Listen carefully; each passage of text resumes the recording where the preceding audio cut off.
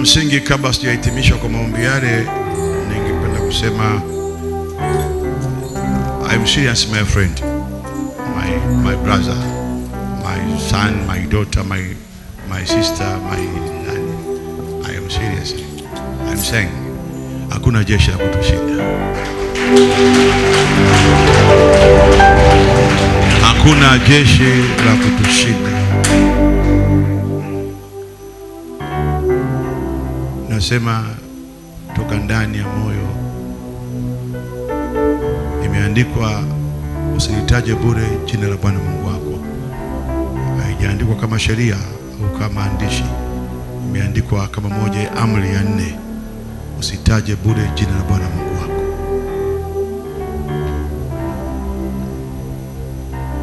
Ninajua kuna hatia ya kuitaja jina bure jina la Bwana Mungu wako.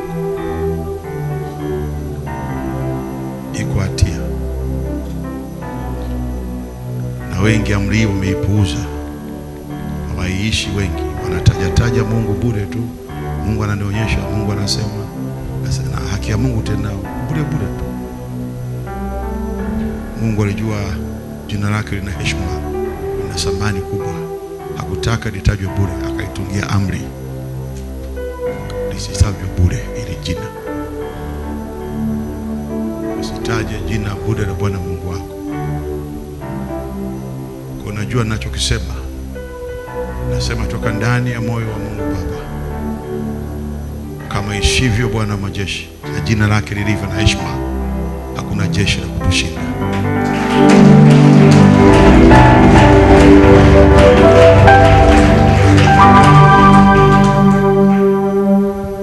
Hakuna jeshi la kutushinda. Hakuna jeshi la kutushinda. Wangapi tuko pamoja? Basi wewe ambaye tuko pamoja, hakuna jeshi la kutushinda. Kinachotuunganisha mimi na wewe ni yale mafundisho yetu ya Jumatano na Ijumaa na kila ibada. Hicho ndio kinafanya mimi na wewe tuwe wamoja. Sio Jumatano ya jana, Jumatano zote za mwaka juzi, za miaka 7 iliyopita, 10. Maana hakuna jambo jipya Mungu anasema hapa zaidi kutukumbusha. Na Jumatano hii na ile na mwaka juzi tumeashika, basi mimi na wewe tu wamoja. Kuna ujasiri kusema sisi kama ishivyo Mungu na uwezo wa jina lake, hakuna kutushinda.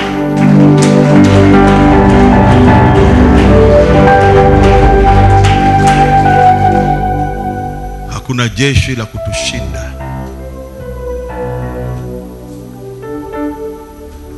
Mwandishi mmoja wa zamani aliandika kitabu kinaitwa Safari ya Msafiri. Yaani pia hata Mama Jiwa hiti amekuandika ya kwa mambo ya Mungu rahisi sana kuyawaza moyoni na kuyafahamu ndani ya moyo, lakini hakuna lugha inayotosha kumweleza huyu Mungu. Hakuna lugha ya kutosha. Mambo ambayo mnayaona kwenye moyo wangu nakosa lugha ya kuambia, lakini tosheka nikisema hakuna jeshi la kutushinda.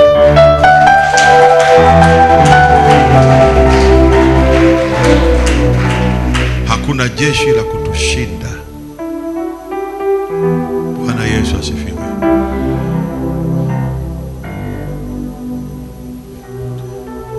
Tutakwenda kushuhudia milima, Yesu akishusha milima.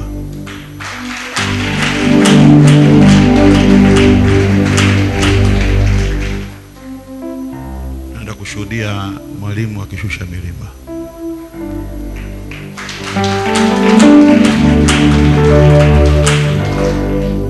Tutashuhudia mabonde, ni lugha tu ya picha, mabonde yakiinuliwa.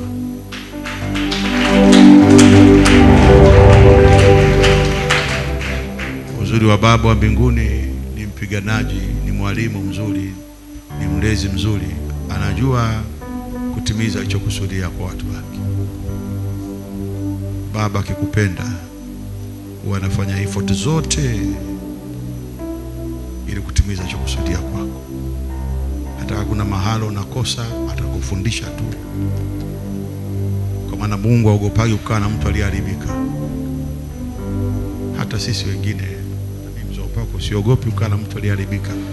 Bora wewe mnyenyekevu, awe tayari kujifunza Biblia. Maana wengine tumebeba hatima za wengine.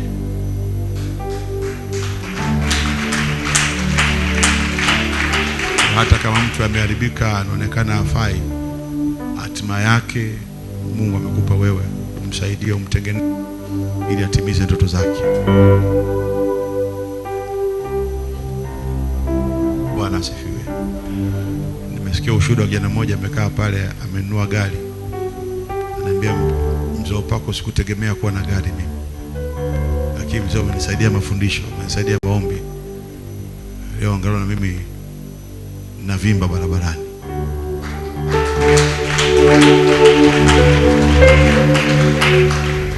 Zamen amenunua juzi nadhani. Kwa hata kama mtu umeharibika kiasi gani, kama unanyenyekea, Biblia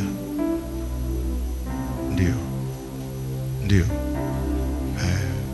Mungu akunyanyapai kama unakubali. Kwa tutashuhudia milima, mabonde yakiinuliwa. Nitashuhudia kabla sijarudi kwenye udongo, ama Yesu hajarudi parapanda ijalia, nitashuhudia Mungu akiinua maisha yako.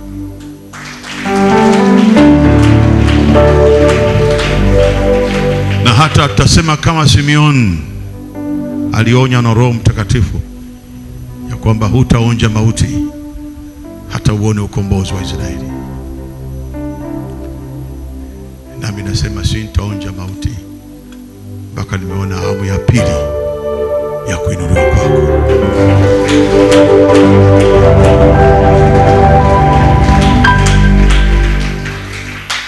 Bwana Yesu asifiwe. Bwana asifiwe. Bwana, itakuwa ni awamu ya pili. Ya kwanza nilishaona, nakumbuka mara ya kwanza miaka 7-10 iliyopita, wakati nampokea huyu bwana mdogo wile, alikuja na yebo. Unajua yebo za shilingi 200. Amechoka kweli kweli kuliko sasa. Kuna mimi ndaona awamu ya pili ya kuinuliwa kwake.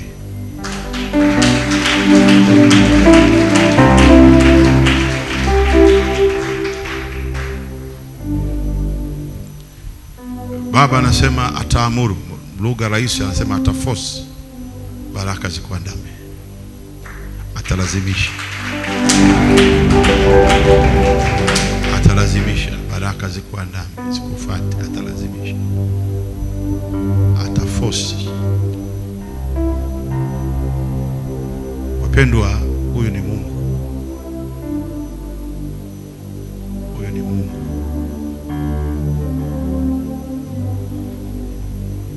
Huyu ni Mungu. Yuko mbali sana na unavyomwelewa wewe au mimi. Yuko mbali sana. Nitashuhudia baraka zikiamuliwa, Mungu akilazimisha wewe kubarikiwa, watake wasitake, hakuna kuzuia. Yale ambayo Baba ameyanena yasitimie, hakuna kuzuia.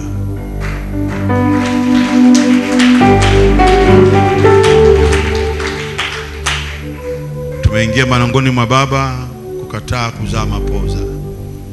Hiki ni kivuli tu, lakini sisi tuliingia kwenye ulimwengu mwingine wa maombi nywani mwa Baba kukataa kuzaa mapoza. Ana Baba alitremka mahala, akamwambia Shetani, umetoka wapi? Wana wa Mungu walijihuzurisha mbele ya Baba, na Shetani akaonekana. Tupojihuzurisha, wewe unasemaje leo Anton? Sababu anakataa mapoza. Sina mengi, nakataa kuzaa mapoza. Mafuta yataachiliwa ya Roho Mtakatifu. Mafuta yataachiliwa, na mtaanza kuona nila zinavunjika, mikatale inavunjika.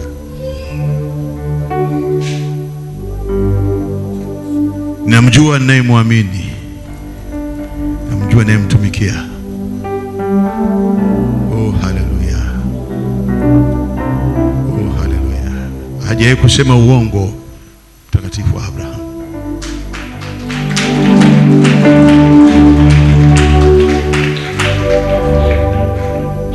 Kile ambacho wengine wanaita kelele ndivyo ninavyoabudu Mungu. Na majira yatakuja, watajua kumbe hizi hazikuwa kelele, tulikuwa tunazungumza na mbingu, tulikuwa tunaomba kwa Baba, tena chini ya uvuli na uongozi na nia ya Roho Mtakatifu. Watakapoona wenye kansa wanapona, wale ambao figo zao dhaifu wanapona, watakapoona vijana, watakapoona parking ya kwa magari yanaongezeka.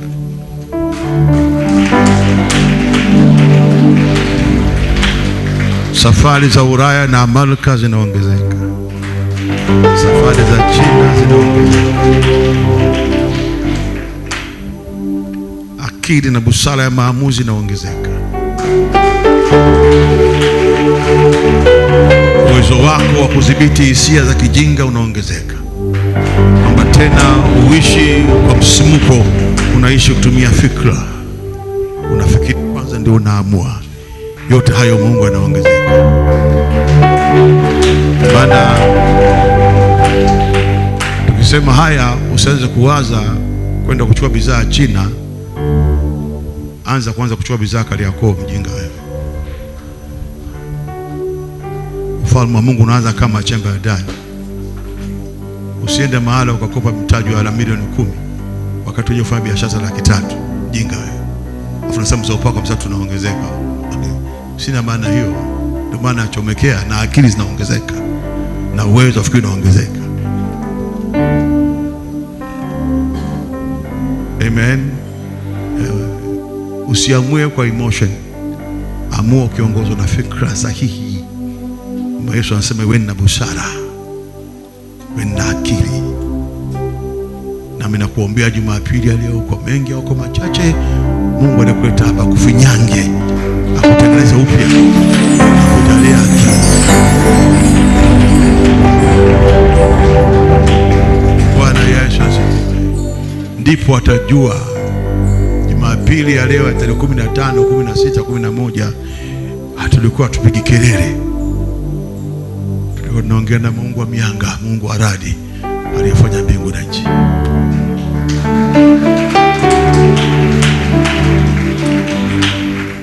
Haleluya.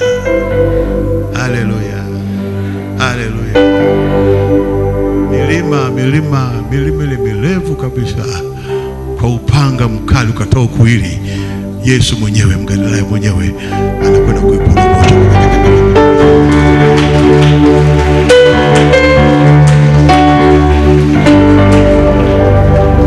Tuona milima ile kabisa, Yesu mwenyewe kwa njia zake mwenyewe anaiporomosha.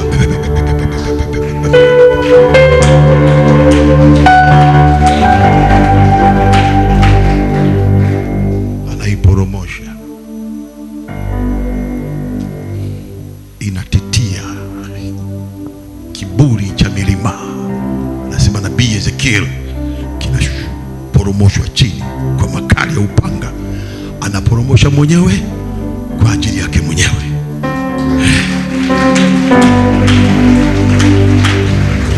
Anaporomosha mwenyewe kwa ajili yake mwenyewe, kwa ajili ya heshima ya jina lake, ili atimize kile ambacho amekusudia chini ya jua.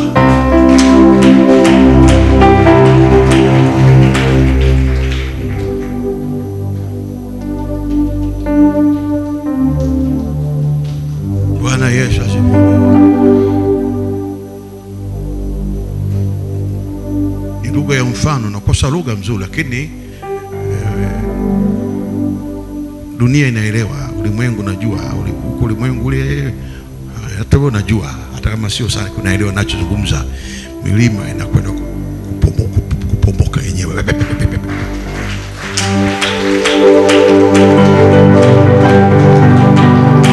Kuna mambo hata ukuomba, hata ukufikiri, kuomba wala kufikiri wala kwenye bahasha ya ukombozi kuyaandika. Maana neema ni kuwastahilisha usiostahili. Hiyo neema imetupwa katikati yetu.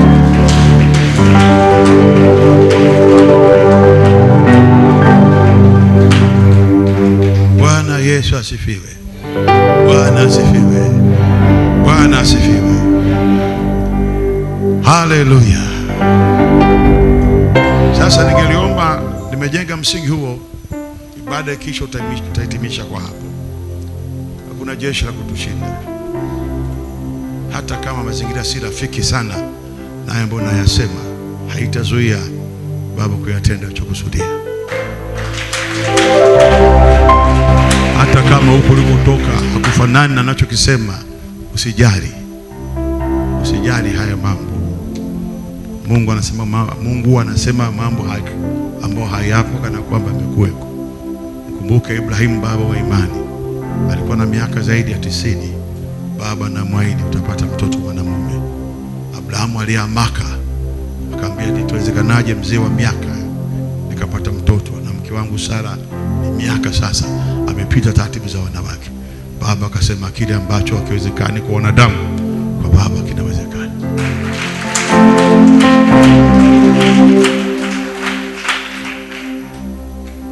Mungu akaenda mbali, akaambia toka nje.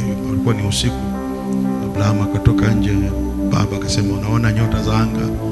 Abrahamu akasema, naona. Sasa ndivyo utakuwa uzao wako. Hakuna mlengano, hakuna urafiki wa haya maneno, hali halisi.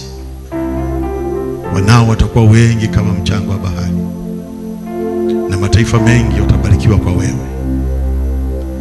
Kwa hiyo hata kama umekuja leo, mazingira ya huko ulikotoka si rafiki wa nne wasema leo, it doesn't matter. Mungu ana uwezo. Mungu ana nguvu. Sasa kuna mambo mazuri leo nataka tuongee na wewe, akiwa na maana kijikweza utashushwa, akiwa na maana wanyenyekevu Baba anawapa neema. Nyenyekeeni chini ya mkono wa Mungu ulio hodari, atawakweza kwa wakati wake. Haleluya. Haleluya. Jifunze kumngoja Mungu, kungoja wakati wa Baba, na hasa mahala Mungu anaonekana. Jifunze kumngoja Mungu, maana uvumilivu huleta ukomavu wa tabia.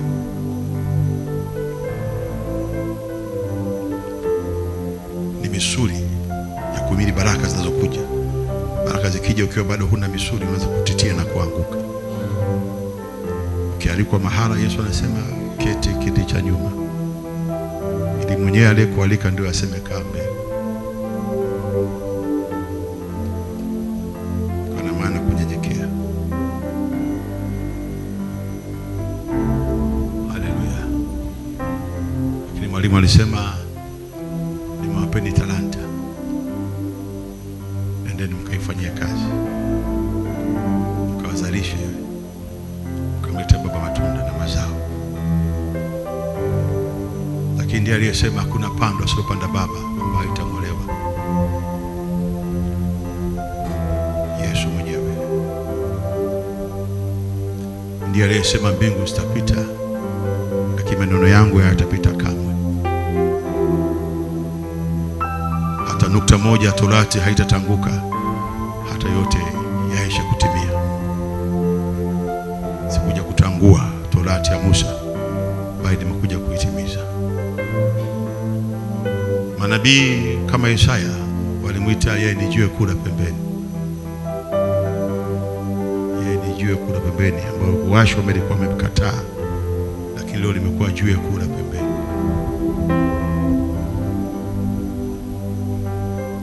Bwana Yesu asifiwe. Bwana Yesu asifiwe.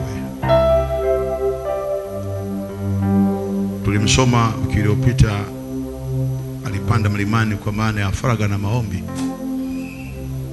Alisali hata akabadilika. Alisali, aliomba, Ilikuwa jambo la ghafla, ilikuwa ni maisha yake. Kila usiku saa 2 alikuwa anapanda mlima bustani ya Getsemani kwa ajili ya kutafuta uso wa Mungu. Alijifunza kutii, hata alipoonekana na umbo kama binadamu akawa mnyenyekevu hata mauti ya msalaba.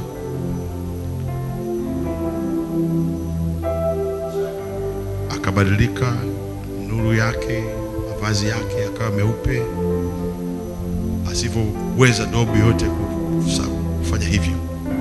Hata Petro akaamaka, akamwambia Bwana tujenge kibanda hapa, maana panapendeza mahali hapa.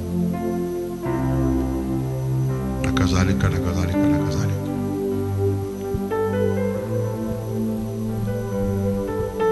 Ndipo Mafarisayo na waandishi toka Yerusalemu walimwendea Yesu wakisema, wakati Yesu anaishi duniani alikuta madhehebu mawili ya dini ya Kiyahudi. Dhehebu moja linaitwa dhehebu la Mafarisayo,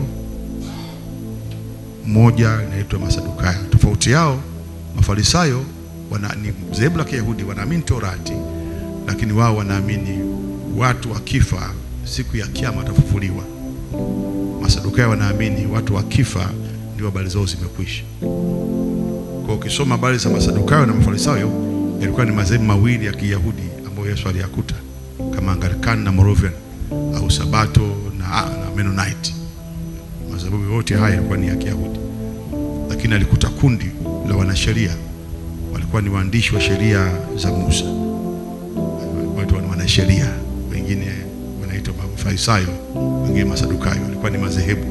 Waandishi wa sheria walikuwa wanaandika sheria ya Musa, ndio waandishi wa sheria za Torati. Kwa hiyo waandishi wa sheria na Mafarisayo toka Yerusalemu walimwendea Yesu wakimdadisi habari ya sheria. Mbona wanafunzi wako huyaarifu mapokeo ya wazee wetu, kwa maana hawanawi mikono wala po chakula? Akawaambia, mbona ninyi nanyi uliarifu amri ya Mungu kwa ajili ya mapokeo yenu? Kwa kuwa Mungu alisema, mheshimu baba yako na mama yako, na mtukanaye baba yake na mama yake kufa na afe. Bali ninyi mmepotosha, mnasema, atakayemwambia baba huu au mamaye chochote kipasacho kusaidiwa na mimi ni wakfu, basi asimheshimu baba yake au mama yake. Mkatangua neno la Mungu kwa ajili ya mapokeo yenu. Enyi wanafiki, ni vema alivyotabiri Isaya kwa habari zenu akisema, watu hao niheshimu bure kwa midomo, ila mioyo yao iko mbali. Ibada yoyote lazima ibatane moyo na kinywa viwe pamoja, ndio ibada kukubalika. Ukitaka kuabudu kwako kukubalike, lazima moyo wako na kinywa chako viwe kitu kimoja. Kinywa kiseme yale ya moyoni. Usiabudu wakati moyo uabudu. Lazima kinywa na moyo viseme mamoja, ndio ibada kuabudu kunakamilika. Bwana Yesu asifiwe. Bwana asifiwe. Nao wamwabuduo bure. Kuabudu bila moyo na kinywa pamoja, Yesu anasema huko ni kuabudu bure. Ni maelekezo na mafundisho ya wanadamu. Akawaita makutano akawaambia, sikilizeni mfahamu, sicho kimuingiacho mtu kimtiacho najisi, bali kimtokacho ndicho mtia mtu najisi. Ndipo wanafunzi wake akamwendea akawaambia, wajua ya kuwa Mafarisayo waliposikia neno hili walichukizwa. Akajibu akawaambia, kila pando asilopanda Baba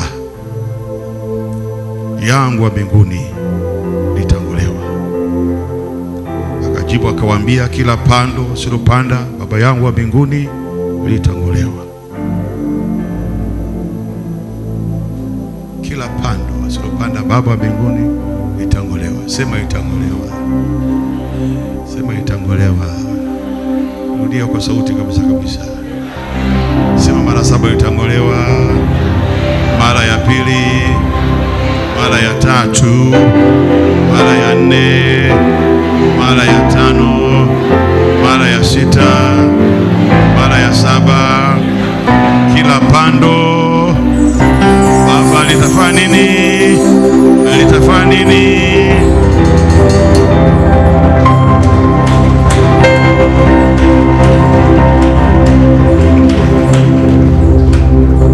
Utafanya nini? Kwa maombi ya mzee wa upako. Yo, yo, yo. Yo, yo, yo. Kwa maombi ya mzee wa upako. Wangapi wanamwamini mzee wa upako?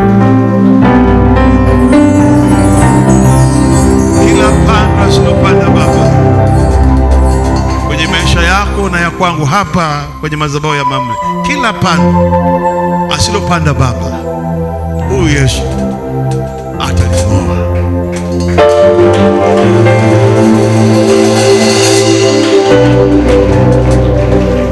Kila pando asilopanda Baba litang'olewa. Nataka hiyo watu wajue, nataka hiyo shetani na kuzimu wajue, kila mwenye mwili anayefuatilia habari za mzee wa upako, ama naamini ama amini, kila pando kabla parapanda ijalia litang'olewa. Sitozungumzia mchakato wa kung'oa. Mchakato wa kung'oa sitausema hapa, muda wangu hautoshi, lakini itoshe kusema kila pando asilopanda Baba kwenye maisha ya kwako, hata kama la kihistoria, la kimalezi, la kimapokeo, la kulisi, kila pando bora halina kibali cha Mungu wa mbinguni litang'olewa. Na kitu ambacho kinatupa haki ya kung'oa kila pando ambao sio la Baba kwenye maisha yako ni wewe kunyenyekea, kuamini, kujisalimisha kwa Mungu. Kwa hiyo hata kama mizimu na kuzimu na wenye mwili wote wakasema, kwa nini unatoa pando? Nilisema huyu amejisalimisha kwenye ufalme wetu, amekuja nchi ya makimbilio. Sasa sisi kazi yetu ni kuhakikisha ndoto zake ambazo Mungu ampanda ndani yake zinatimia katika jina la Yesu Kristo.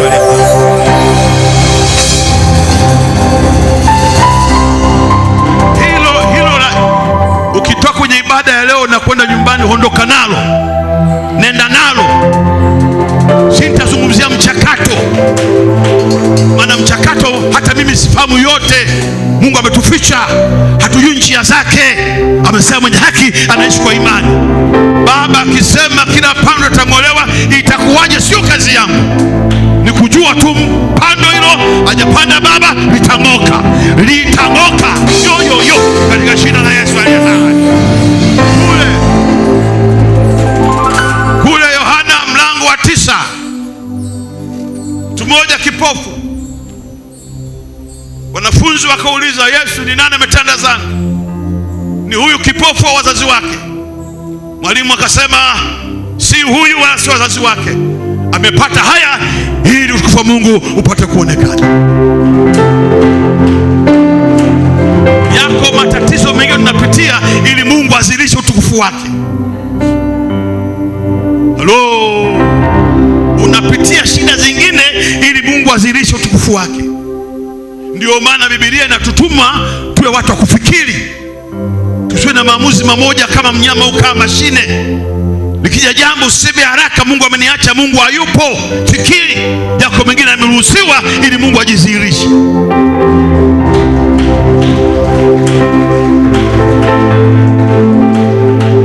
Yesu akafanya mambo ya ajabu. Nani alijua? Akatema mate chini kwenye udongo, akafinyanga ule udongo, akaupa kwenye macho yule kipofu. Udongo akatema mate.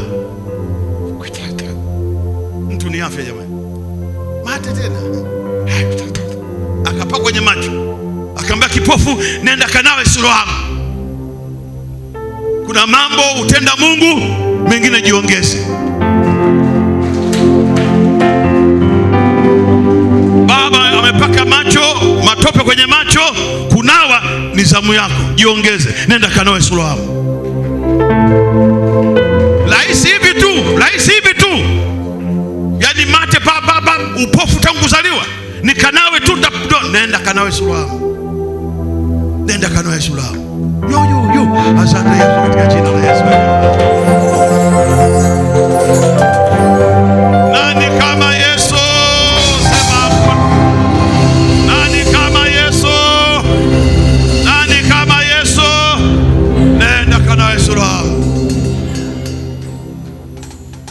Bwana akaenda Suluhamu kunawa. Nasema kila pando asiyopanda Baba litang'olewa. Mchakato hatuujui, nachojua hilo pando litang'olewa.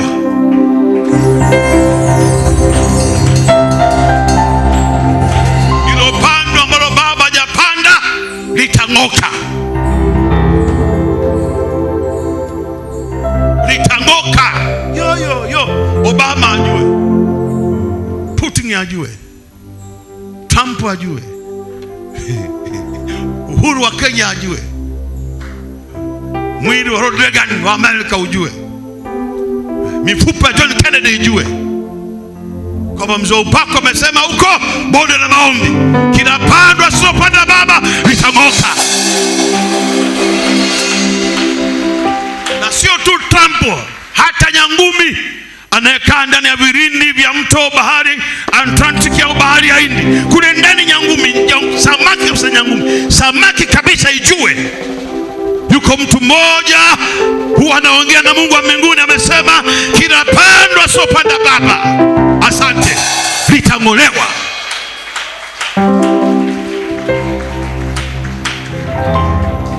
Mtu wa Mungu, nimejipanga au naye asema kule utasoma baadaye. Mwalimu anasema usidopoke kama hujampima nguvu ya adui yako.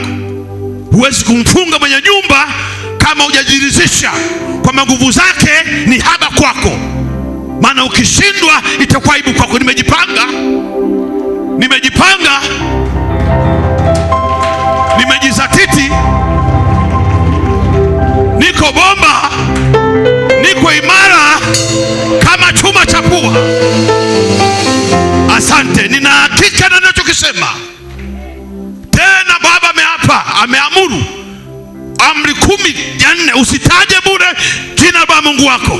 Nataja kwa jina la Mungu wa Abrahamu. Nimejizatiti, haya ninayoyasema halingani na mbona katika moyo wangu, ambayo Baba amekwenye moyo wangu hadi machache nashindwa kuzungumza. Lakini ama kwako ama kwa wengine wote, kila pando asiyopanda Baba litang'oka katika jina la Yesu aliye hai. Unasema mzee wako, unasemaje habari Trump? Wewe ni mpumbavu, wewe kaa kimya, wewe ni mtoto, hujui chochote. Mzee wako unaongeaje habari ya nyangumi? Wewe ni mtoto, kaa kimya, wewe ni mtoto. Wewe ni mtoto, hujui chochote, wewe kaa kimya tu. Achana manunuzo yangu. Manunuzo yangu niachie mimi, nikiwa mazungumzo wewe niachie mimi. Mimi ndio najua naongea nini, lakini naongea na nyangumi aliyo ndani ya bahari. Naongea na mifupa ya wafalme.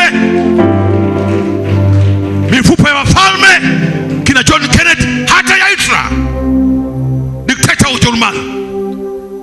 Hawajui mipaka iko wapi, Mungu anajua. Palapanda ikilia itatafufuliwa. Wanasema Hitler aliungua moto aiteketea hata mifupa ikuonekana. Palapanda ikilia itatafufuliwa. Pale mifupa ipoteketea, Yesu akitokea atafufuliwa, ama kwa uzima ama kwa hukumu. Maana Yesu akirudi hata wenye dhambi watafufuka kwa maana ya hukumu. Kwa nasema hata mahali imelala mifupa ya Hitler, kwa lugha ya mama nasema kila pando asiyopanda Baba litang'olewa. Wewe unaanza kuoji mzao wako itajui Kiswahili. Mheshimiwa, kuna watu wa Mungu waliongea na simba, simba akasikia. Hujasoma? Simba alisikia, hujasoma? Kuna watu waliongea na moto, moto ukasikia, hujasoma?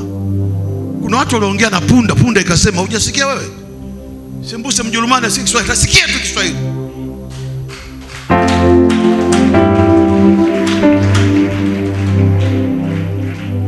Na ndipo watu wa Mungu mtashuhudia nguvu ya imani iking'oa kila pando asilopanda Baba, asilopanda Baba, asilopanda Baba.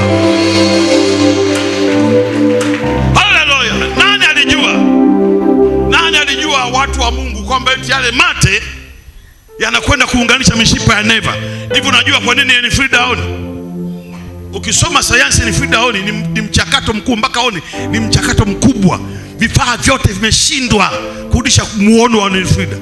Kuna vitu vimekufa huko ndani, mishipa ya neva imekufa, maasene ya ubongo umekufa, ni vitu vingi. Lakini lakini nguvu ya mate ya chini ya mwana wa Adamu. Mate tu, mate tu, mate tu, tena na udongo. Ukaenda ukasema na neva, ukasema na mishipa ya ufahamu, ukaenda ukaunga ukashona nani yo katika jina la Yesu aliye hai. Haleluya, haleluya, sema Yesu. Usisahau kinachoendelea hapa, usitoe akili. Unaelewana? Usisahau. Unaelewana? Wala usifanye mzaha. Usisahau. Ibada inaendelea. Kila neno ambalo nimesema hapa na kila mwendo wa ibada ufinyangwe ndani yako. Usisahau neno hata moja.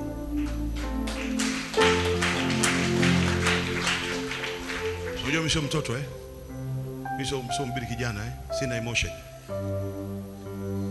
Au mimi sio comedy. Naongoza ibada. Sichekeshi watu. Unafahamu? Naongoza watu kupanda Yerusalemu.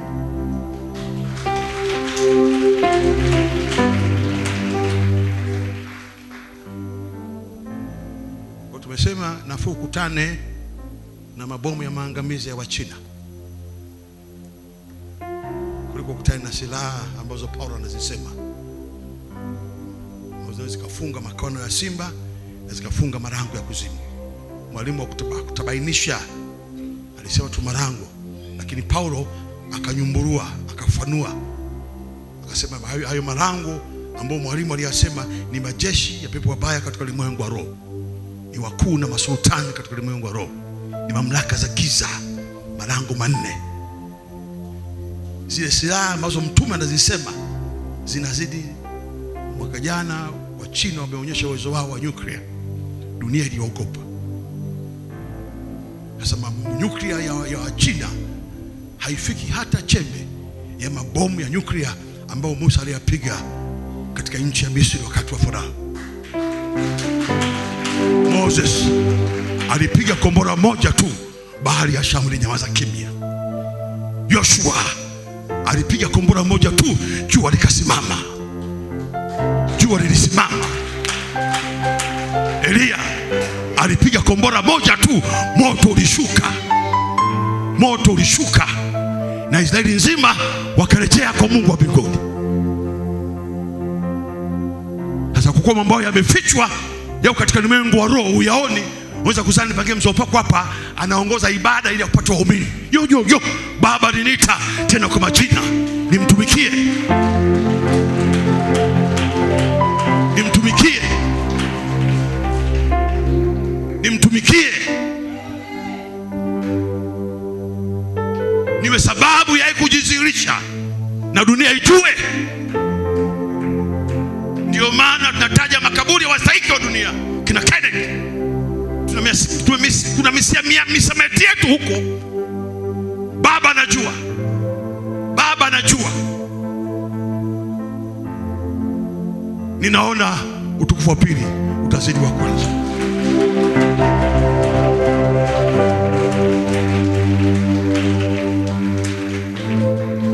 Shetani asikira hisi hivyo. Asizani rahisi hivyo. Hii vita leo ianza, hatajuta kuzaliwa au kuumbwa. Maana kuzaliwa, hatajuta kuzaliwa. Pampavu. Haleluya. Haleluya. Yo sema ninakwenda kung'aa. Maana milima inakwenda kushushwa na mabonde yanakwenda kuinuliwa. Haleluya. Inawezekana katika ulimwengu wa mwili wewe unaona tu mzo upako huyu katika ulimwengu wa mwili. Mpendwa, yuko Yesu hapa. Yuko mwana wa Adamu hapa. Yuko kabila Yuda hapa. Ile nguvu iliyomgusa yule mtu akaona macho inaishi. Fungua moyo. Inua imani juu. Ili Baba akutane na wewe. Sema amen. Sema amen. Alikwenda kunawa, yule mtu alinawa. Ngosho kunawa. nikupe nguvu pale. Yo. Asante Yesu. Nasema washenzi nitawashinda tu. Sema nitawashinda washenzi. Nitawashinda tu. Utawashinda. Maana Mungu anakwenda kuongeza mipaka.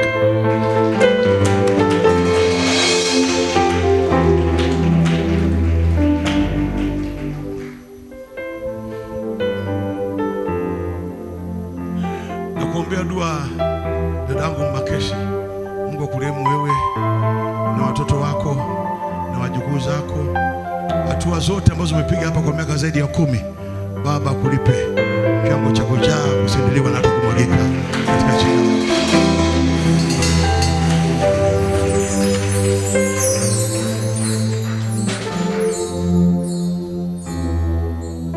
Aliponawa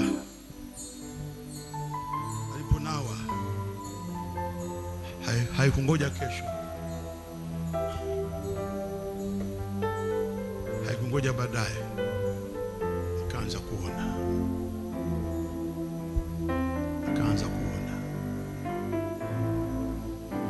Nguvu za Baba zirejee hapa mwezi wa 7, wa 3, wa 2, wa 4. Kila Jumatano nimemsihi Baba, siombe kwa ajili ya ibada ya leo, naomba kwa ajili ya maombi, ibada zote za maombi. Na gairi Baba uwepo, na gairi Yesu wewe unahudhuria. Tenda kile ambacho ulikusudia, maana kila mtumishi ulimwita ili atimize kusudi. Tenda ambacho ulikusudia. Nami nina uzoefu na makusudi ya kundi hili na madhabahu hii. Kila aliyekanyaga hapa ulibadilisha maisha yake, ulibariki maisha yake. Naomba upepo wa kisulisuli uje uvume mwezi wa 3, wa 8, wa 9.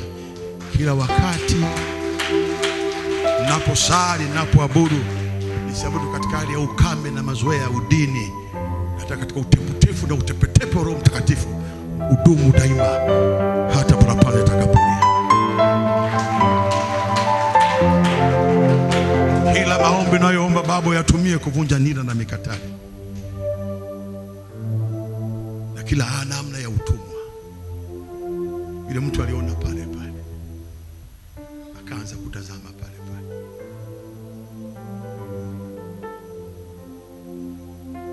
Na kila mtu alishangaa, imekuwaje huyu mheshimiwa anaona? Ni nini? Watatushindaje upumbavu hawa? Tuna Mungu aliyeumba dunia.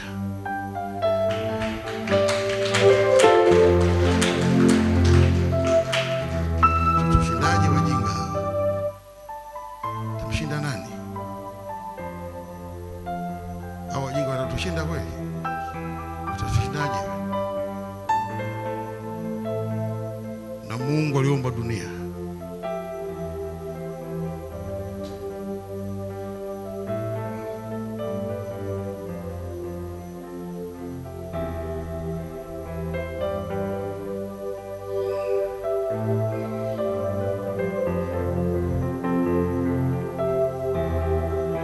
Yesu akajibu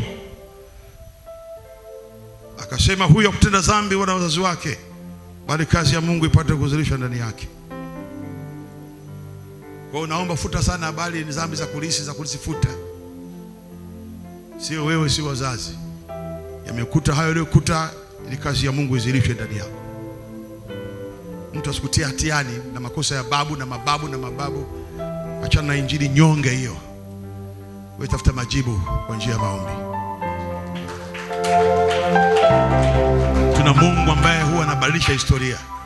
Wanasema historia ibadilikaji ni huko, lakini kwa huyu Mungu historia inabadilika.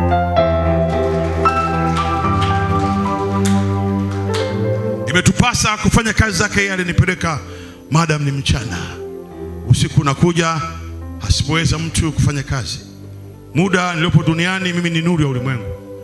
Alipokwisha kusema hayo, alitema mate chini, akampaka yule kipofu.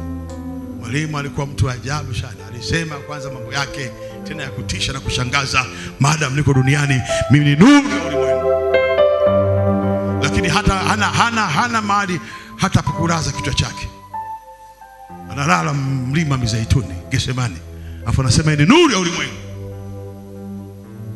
Baba akupe akili, asomaye na afahamu. Akampaka mafuta mate, akaambia nenda kanawe, nenda kanawe katika birika la Siloam.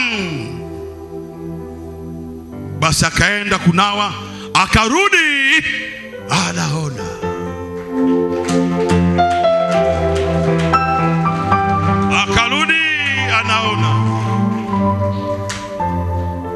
Akarudi anaona. Ile gari ambayo ulinunua mwaka jana, ulinunua siku ya kwanza ulipoanza kusali hapa, ndio ulinunua hiyo gari. Hayo mengine ndio uzirisho. Akarudi anaona. Ulikuja hapa kwa mguu, utaondoka na gari. Narudia tena, umekuja hapa kwa mguu, utaondoka na gari. Ulikuja hapa umepanga, utakuja hapa utaondoka na nyumba yako. Narudia tena mbele ya TV na mbele ya washenzi wote wasioamini. Kwa sababu utapeli shauri yao nimewazoea wajinga. Hata Nuhu alimkataa. Umekuja hapa, sizungumzii mchakato sizungumzii. Nasema unakuja hapa umepanga, utaondoka hapo na nyumba leo. Wewe muhaya uliokaa hapo, ulikuja hapo unapanga. Sasa una nyumba ngapi? Sasa unakuja, hata wewe binti yangu ambao kipato chako shilingi 10,000, ujumbe unakuhusu. Umekuja hapo unapanga, utaondoka hapo na nyumba leo.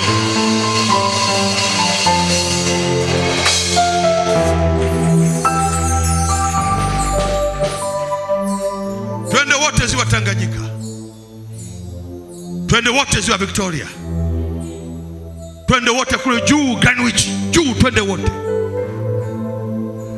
Twende wote milima ya Nebo, twende wote Calvary. Ndio utajua ni uhakika kwamba ulikuja hapa unapanga, utaondoka hapo na nyumba yako leo.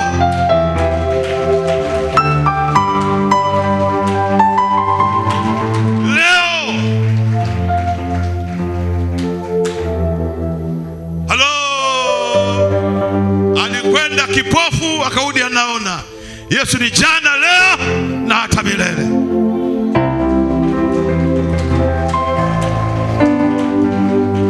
Yesu ni leo, jana na hata milele, na hata milele. Kamata maneno yangu ya Jumatano na Ijumaa na mwezi wa 3 na mwezi wa 2 na mwaka juzi na mwaka juzi, kamata yote, utamuona Mungu, utamuona Mungu.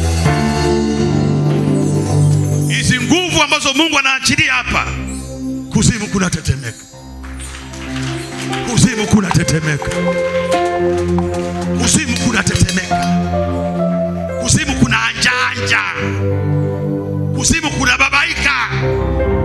Twende wote ziwa Tanganyika, twende wote ziwa Victoria, twende wote milima wa Nebo, tukaseme Kiebrania, lugha ya baba Ibrahimu. Twende wote mlima wa Nebo, tukaongea Kiebrania, lugha ya baba Ibrahimu. Yo kwa jina la Yesu aliye hai. Walishinda kusoma, kitanga cha mkono kimeandika mene takaina perisi. Walishinda kusoma, waganga na wanajimu na wasihiri. Walikuwa na vidimdimu. Wengine wote hapa hawaoni injili, wanaona suti ya mzee upako pumbavu, kwamba hii suti ni mpya. Jinga, hii suti kama sije kuna kivaa, hii suti nakuhusu nini? Acha kusema Biblia, suti kama suti mpya, hii ikiwa mpya inakusaidia nini? Hichi kiatu cha chifu, hii kiatu kama cha siku zote inakusaidia nini? Hayo ndio masala ya mazoea. Unachotafakari mambo ya maana, unatafakari suti ya mzee upako. Au kama ulikuja hapa unapanga, utaondoka na nyumba yako. Kwa baraka zilizoko hapa, kwa baraka ambazo ziko hapa, ulikuja hapa, umekuja hapa unapanga, utaondoka na nyumba yako. Kwa baraka iliyoko hapa, nasema hilo shimo ambalo umechimba hutumbukii, watatumbukia wao. Umesikia Mr. Paulo? Hilo shimo ama wamechimba ama watachimba, watatumbukia wao. Na mfahamu naye muamini, watatumbukia wao.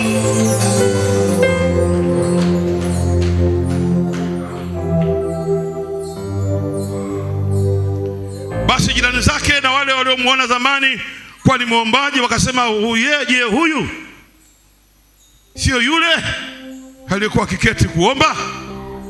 Wengine wakasema ndiye, wengine wakasema la, lakini wengine wakasema anafanana naye.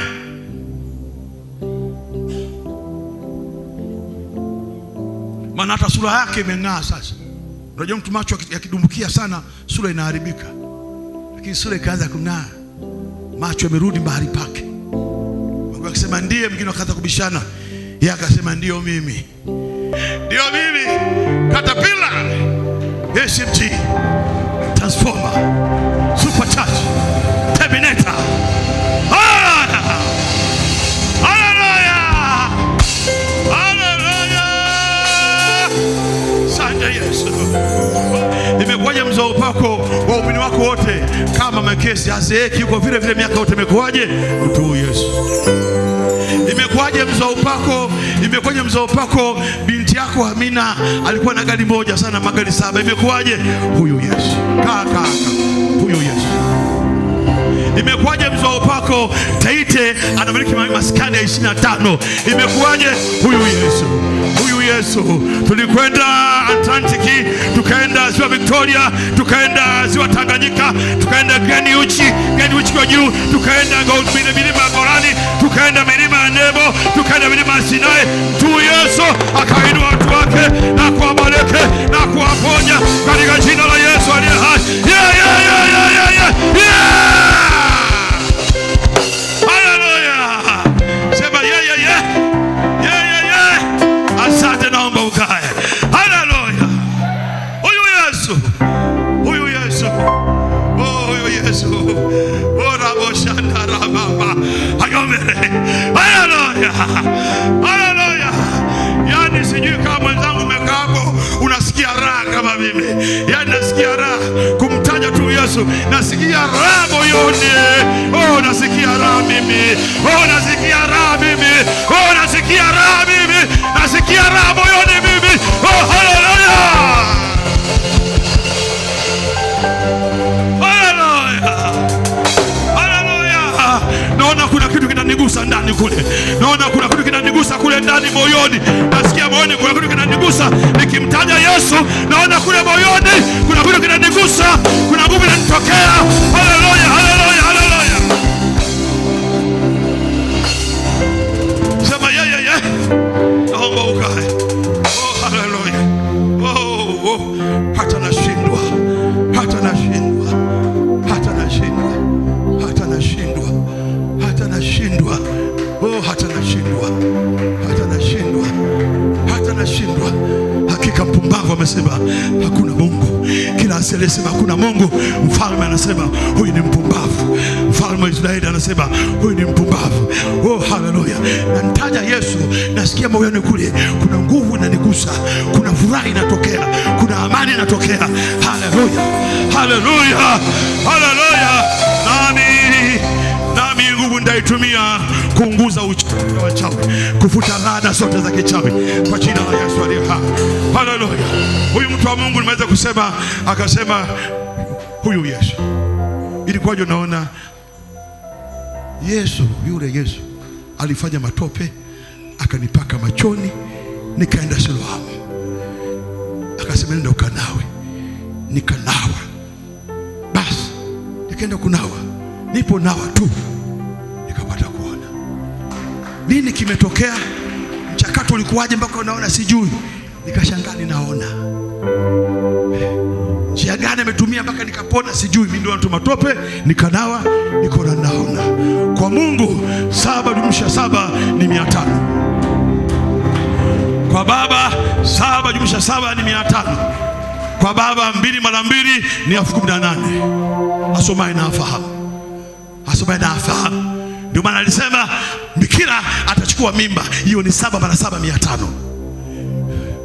Ndio maana alisema Abrahamu mwezi kama huu Sara atakuwa na mimba, hiyo ni 7 mara 7 30,000. Unaelewa? Ndio maana Yoshua jua lilisimama, hiyo ni 10 mara 10 ni 700. Jua likasimama. Ndio maana Musa alipiga bahari ya Shamu ikawa njia. Hiyo ni 800, maana 800 ni bilioni 10. Asomaye na afahamu. Asomaye na afahamu. Asomaye na afahamu. Asomaye na afahamu. Haleluya!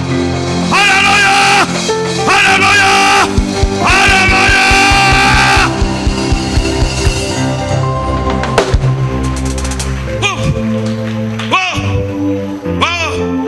Hata nashindwa. Ninaomba maneno haya ya kutangulia na uzima wake yatembee na wewe. Haya maneno yatembee na wewe na uzima wake na nguvu yake na uwepo wako yawe na wewe. Maneno hayo na nguvu yake na uwepo wake yawe na wewe, yawe na wewe, yawe na wewe katika jina la Yesu aliye hai. Haleluya!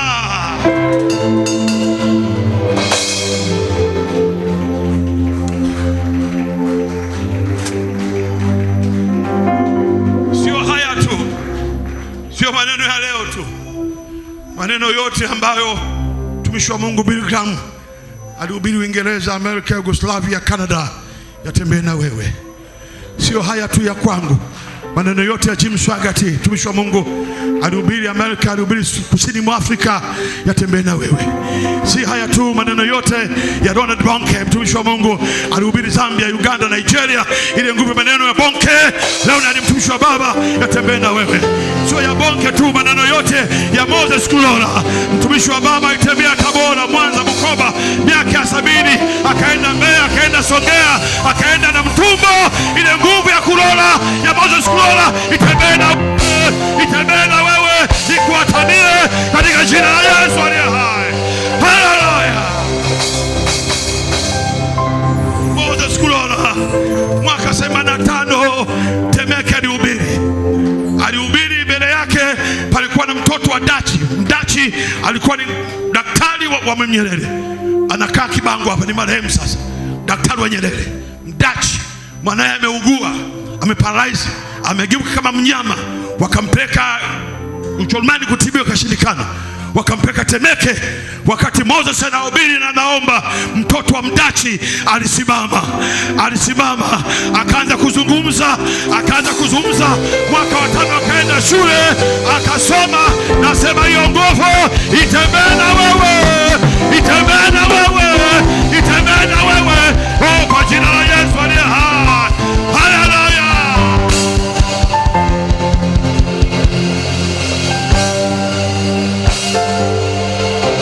Sema amen. Sema amen. Naomba ukae.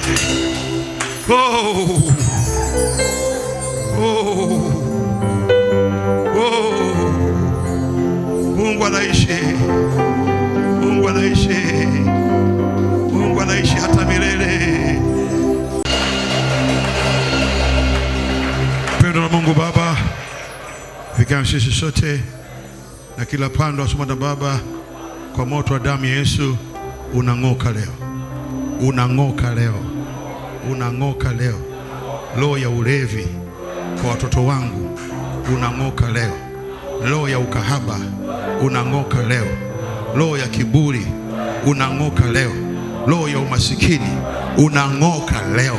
Unang'oka leo kwa nguvu ya damu na moto wa jina la Yesu. Unang'oka leo. Naomba ukae. Tumalize kusema. Wakawaambia, yuko wapi mtu huyo? Akasema mimi sijui.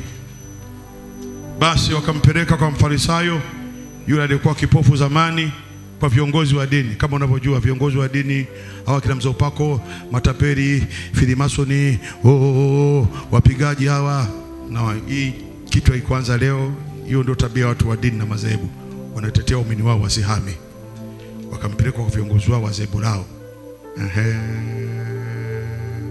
Nayo ilikuwa siku ya Sabato. Yesu alipofanya zile tope na kufumua macho ile kipofu, ilikuwa siku ya Sabato, siku ambayo madhehebu yetu inakataa haya mambo. Sio desturi madhehebu yetu. Madhehebu yetu hayaamini hivyo. Siku ya Sabato ni siku ya ibada. Basi Mafarisayo nao wakamuuliza tena, jinsi gani ulipata kuona? Tupe huo mchakato. mpaka ukaona. Hebu elezea kwa undani, ilikuwaje?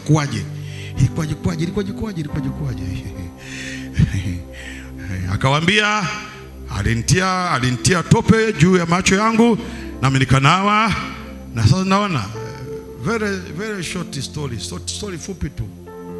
Tueleze mchakato ulikuwaje? Fanye mchakato. Sina maelezo mengine zaidi hayo. Ninachojua chifu aliniita mbele, akaniwekea mkono, akaambia utabarikiwa.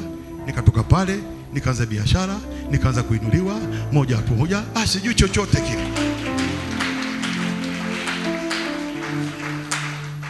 Ilikuwaje Filipo akapata ubunge? Sijui. Mzee mpaka aliniita mbele, akasema basha hii kaandike ubunge. Toka pale nikashangaa nateuliwa na tume ya uchaguzi, mimi ndio mbunge, nikaenda bungeni. Ilikuwaje sijui. Najua tu nipeka basha ya ukombozi, chifu akamtamkia utakuwa mbunge, nikawa mbunge. Mchakato si hujui. Kadhalika.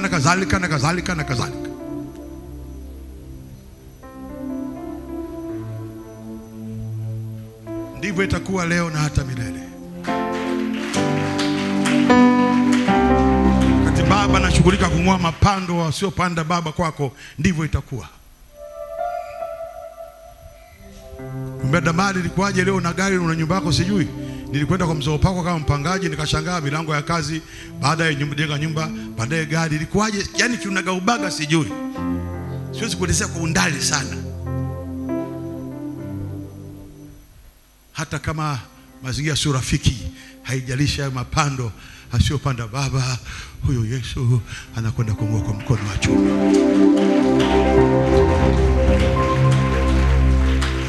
Mkono wa chuma. Ubungo itabadilika. Dar es Salaam itabadilika. Sio tu Ubungo, nasema Tanzania itabadilika. Nina msuri, nina ubavu wa kubadilisha Tanzania. Jana usiku saa 8 wakati naomba, Roho Mtakatifu akawa mwaminifu, akaanza kunibadilisha namna ya maombi. Usiombe hivi, omba hivi. Usiombe hivi, omba hivi. Usiombe hivi, omba hivi. Twaili weka hapa. Unasikia Shadari? Nakwambia ukweli, tuliachana saa ngapi? Saa 7 usiku. Mimi nikaanza usiku saa 8 maombi. Mambo tuliachana saa 7 usiku. Nikaanza kulichua maombi. Akaniombea Tanzania. Nikaitazama, baba akasema Twaili pachika hapa.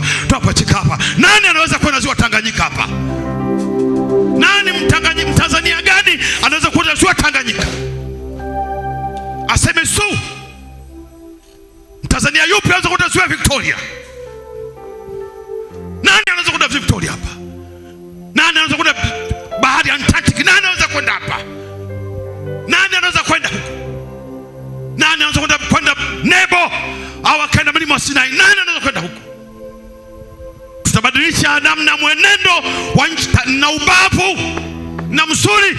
Ulikuwa ni usiku wa 8, amri imetolewa, Mordekai auawe, lakini maombi ya Mordekai yalipanda kama moshi wa Abel.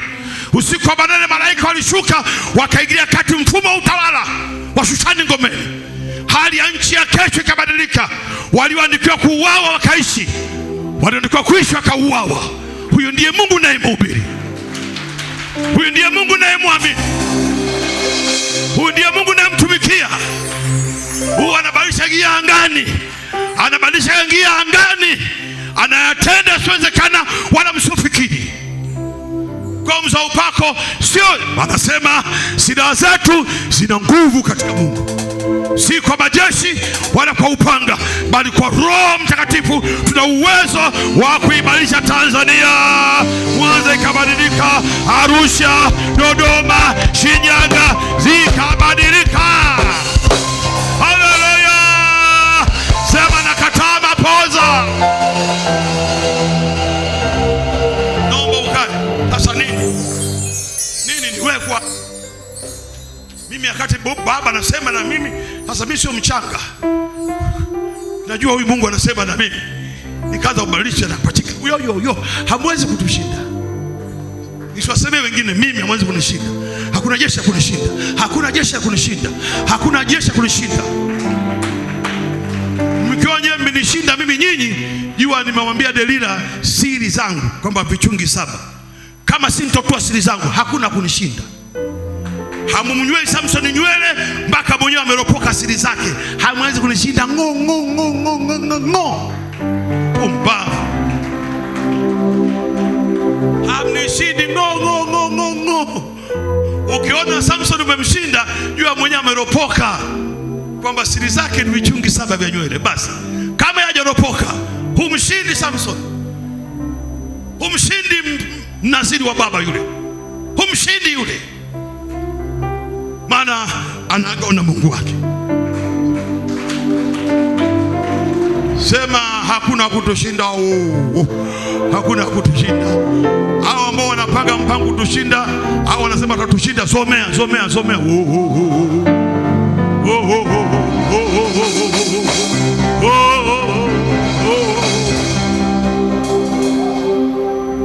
amen. Sema amen. Sema amen. Hivi wewe unaweza kuamini eti yule Amani serikali yote iko mkononi mwake? Dario mfalme ametoa pete yake. Dario yule mfalme Atashasta anaongoza mabara 7 duniani, ametoa pete, amempa Naaman. Naaman anajua ndio super power nchi yote ile. Anaandika hukumu ya Mordekai kuuawa. Tazama nguvu ya maombi. Mordekai haoni njia, lakini anamuona Mungu. Njia pekee ambayo Mordekai kwa anaiona ni Esther, mjomba wake. Esther, tusemee, tutetee. Esther amegoma, lakini bado Mordekai anamuona Mungu. Anasema wokovu utatujia kwa njia ambayo tuifahamu. Lakini utatuijia kwa njia gani? Hatufahamu. Njia nyingine hatuijui. Hakusema kwa sababu Esther ametukataa na leo kataliwa. Hakusema vile. Akaendelea kuomba. Akaomba usiku, maana akaamka akaomba. Anamuomba Mungu asiyemuona, anamuona Baba kwa imani. Akipitia vitabu vya ahadi ya Yeremia. Aliposali nchi nzima hakulala usingizi. Kwa nini hawalali? Haijulikani. Nguvu ya kuomba. Ukiomba sawa na neno, ukiomba kwa imani. Kwa nini hawalali? Haijulikani. Tunaweza tukagonganisha vichwa maadui zetu, wakagongana vichwa. Wanaingia kwenye kikao wakiwa wamoja, wanaondoka wamesambaratika. Wewe usitanie Mungu.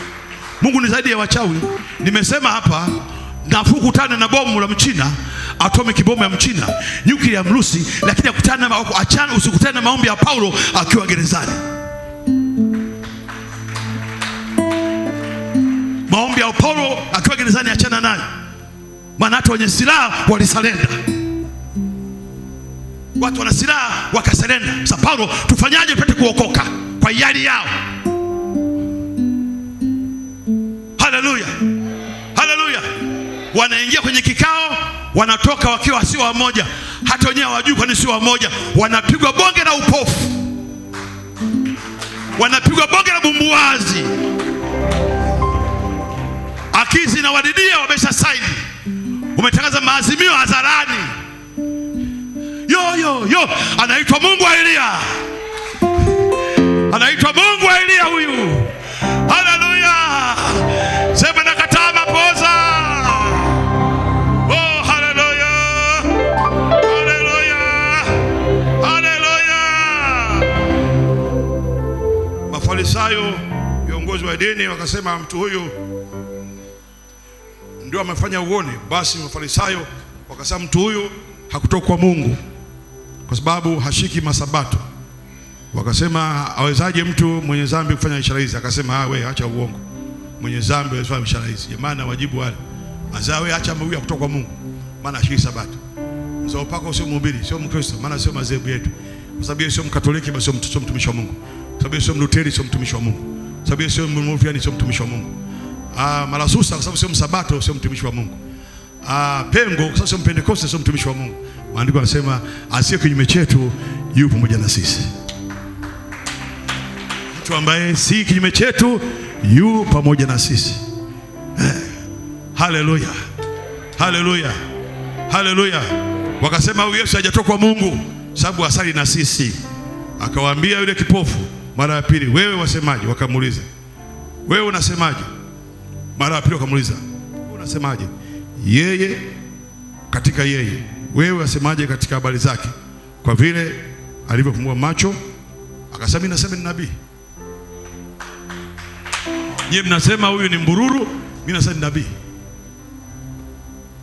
Basi Wayahudi hawakusadiki habari zake ya kuwa alikuwa kipofu, kisha akapata kuona. Hata alipoita wazazi wake wale kipofu, alipata kipofu, akaita wazazi wake, njoni, wazazi wake, si hatuamini. Eti mtoto wenu alikuwa kipofu zamani? Wakawauliza wakisema, huyu ndiye mwanenu ambaye mnasema kwamba alizaliwa kipofu? Amepataje basi kuona?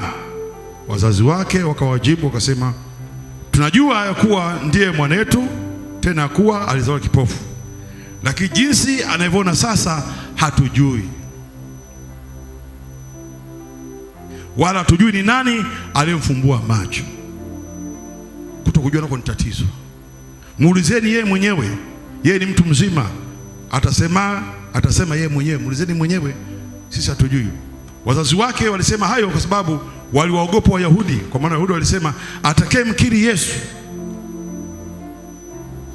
atatengwa na sinagogi, tutamtoa kwenye ushirika wa jimbo, tutamtoa kwenye ile wanasema ushirika wa jimbo, sio wa jimbo, sio nini ile mnasema kule, tutamtoa hapo kwenye kumzika atuende. Kwa hiyo wazazi wake wakaogopa, maana walitishiwa kutengwa na kanisa. Ndio sababu walisema, muulizeni mwenyewe. Basi mara ya pili wakamwita, mara ya pili yule aliyetendewa mwenyewe aliyokuwa kipofu, wakamwambia, mpe Mungu tukufu, sisi tunajua ya kuwa mtu huyu ni mwenye dhambi, mpe Mungu tukufu. Sisi tunajua ni mwenye dhambi, wewe mpe Mungu tukufu. Yule bwana akasema, basi akajibu kwamba yeye ni mwenye dhambi sijui, najua neno moja tu, kwa mimi nilikuwa kipofu, sasa naona.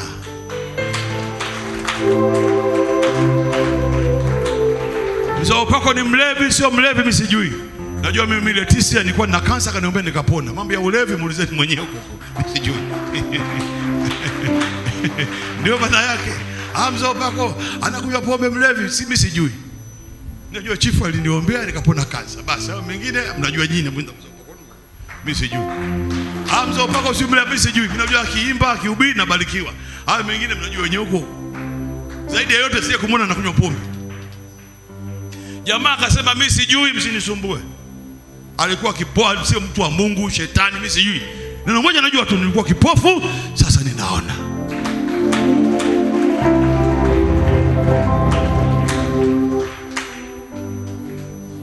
Basi wale wakamwambia, alikutendaje? Wakaenda kumdadisi,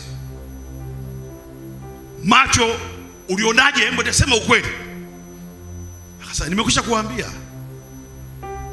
Hamkusikia nilichoambia? Au nanyi mna mpango kwa wanafunzi wake nini? Jamaa kasirika sasa. Nani wanafunzi wake? Nani wanafunzi wake? Sababu mnadadisi sana. Basi wakamtuhumu wakasema, kwanza mnapewa. Basi wakamshtumu wakasema, wewe ni mwanafunzi wake yule, sisi ni wanafunzi wa Musa. Sisi namjua Musa na Mungu, huyu hatumjui alikotoka wala anakotoka anakoenda tujui. Yule jamaa akawajibu akawaambia, ni ajabu sana, mnashindwaje kumjua mtu ambaye ameniponya? Yaani sentensi kama ya mtoto hivi, jiji mnashindwaje kumjua mtu ambaye ameniponya? Mnashindwaje kumjua mtu ambaye ameniponya?